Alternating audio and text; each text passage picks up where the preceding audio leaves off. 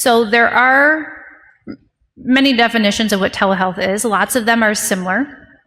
And it could include like a phone call, video conferencing, a patient with home monitoring equipment, or sometimes they call like peripheral devices, site-to-site consultation, a tele-ICU.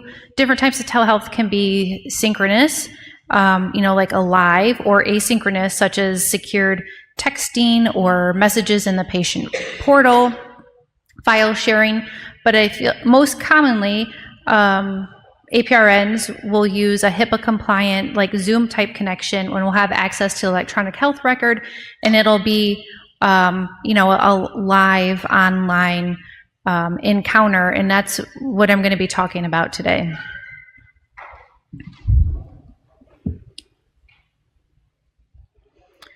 So the foundations of the telehealth visit, we're going to keep in mind, are the same as a face-to-face visit. Establishing rapport, collecting your history with your patient, performing that physical assessment, you're making care decisions, managing care, using shared decision making, etiquette and communication, just as you would as in person, and professionalism and policy. So your telehealth visit should be as close to a face-to-face visit as possible.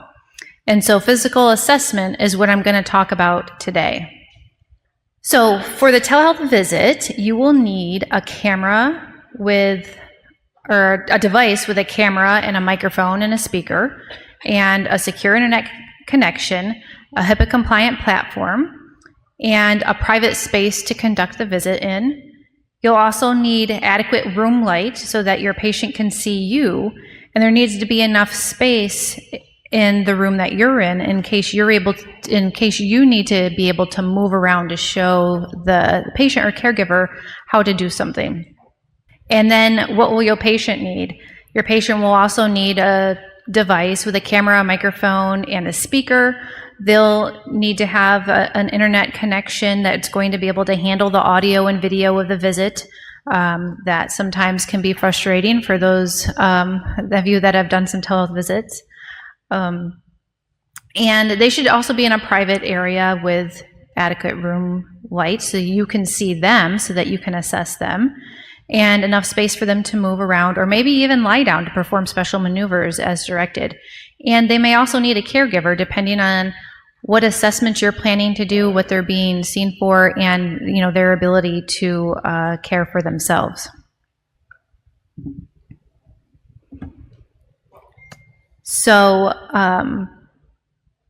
you as a provider will need to be able to collaborate with your patient, and the caregiver may be needed pending, I guess I already talked about this slide, I'm ahead of myself, to communicate with the patient, to communicate symptoms that they might be having, their symptoms, history, answer the review of systems questions, help with maybe positioning the camera if you need to see something or assess something, or you want them to show you something, and follow instructions to perform the examination techniques.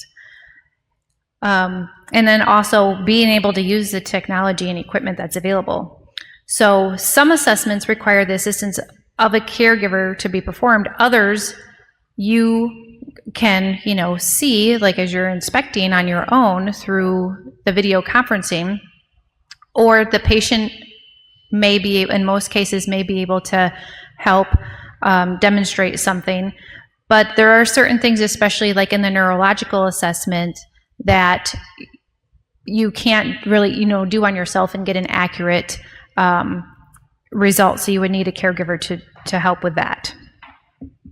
So next, some home equipment that the patient needs, depending on what your assessments you're planning to do, could be some basic equipment to obtain vital signs, such as a blood pressure cuff and a thermometer, a home scale to be getting a weight, a pen light or other light source to be able to see and look in the patient's mouth, or maybe add additional light to some areas that you want to assess.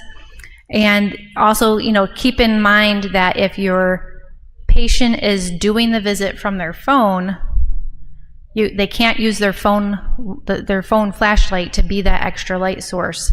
I feel like commonly patients might do that depending on where they're at or what other devices that they may have available to them. Not everyone has like a tablet or a computer, so being able to contact a patient in advance of a visit to let them know what they might need or what to have prepared based on your complaint is always a plus if that can be done, because it can add several minutes to the visit if you're there and you're like, oh, do you have some other light source? They're like, oh yes, I think I have a flashlight somewhere, and they have to go into the kitchen junk drawer or something and try and find that and wait to come back, which can add precious minutes to the visit when you need to keep moving. So for cardiovascular and respiratory, numerous people have the smartphones and the smart devices, like watches and other apps that will obtain heart rates and even EKGs.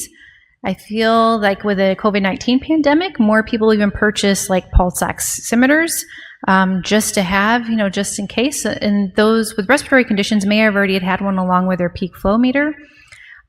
There's also, other devices that can be purchased for home use that could be more, common than those. And many things that you might use to assess, the neurological system can easily be found at home. I have some images here, such as a toothpick or a dental flosser, and a Q-tip for assessing sharp and dull sensation, a coin as an object for that patient to identify, and a paper and pencil if you need to write things down, show them to you, a hairbrush or a kitchen utensil to assess for patellar reflexes are a few examples. And so when, like I mentioned, when doing things like that, it's always helpful. And if you don't have a process, if you are going to be doing this, is to let the patient know in advance. Bring these things to the visit. Or see, do you have some of these things handy? If someone in the office or you can send them, a message, an email, something in the portal in some way, to have all those things ready to help keep the visit on time. Okay, so next I want to discuss how physical examination skills can be reconstructed for telehealth visits,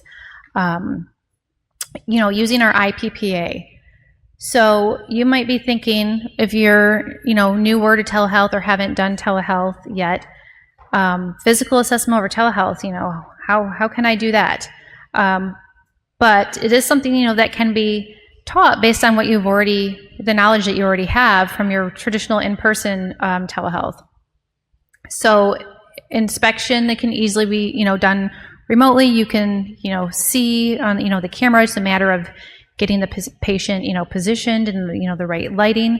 Palpation, you could, do some. It's not going to be as accurate as you palpating yourself, of course, but, if there may be like any tenderness, you can communicate that technique to the patient or the caregiver.